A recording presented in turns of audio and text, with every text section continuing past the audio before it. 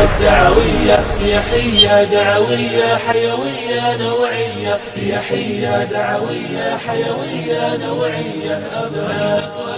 الحمد لله وصلى الله وسلم وبارك على رسول الله. هذا اليوم المبارك وفي هذا المساء الجميل اطلعت على خيمة إبداعية دعوية، هي خيمة أبها السياحية الدعوية. جمال في الإعداد، روعة في الاستقبال، إقبال منقطع النظير، تنوع في المناشط، همم تعلو هذه القمم. إن هذه الخيمة وما رأيت هذا اليوم والله إنه ليثلج صدر كل مؤمن. شكر الله للقائمين على هذه المناشط، اختلاف وتنوع فيها، النساء، الأطفال، الشيوخ، الشباب، دورات، مناشط.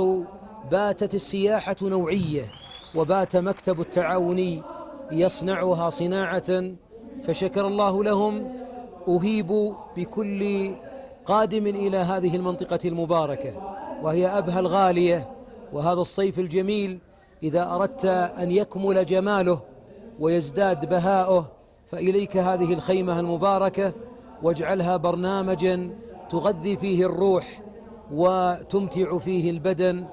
لا أنسى أن أقول أيها الأخيار، خلف هذا الإبداع مكتب مميز وقيادة مميزة وشبيبة نذروا أنفسهم للإبداع.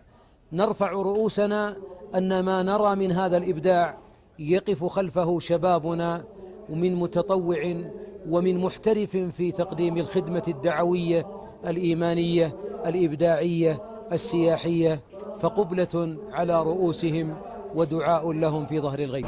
الدعوية سياحية دعوية حيوية نوعية، سياحية دعوية حيوية نوعية.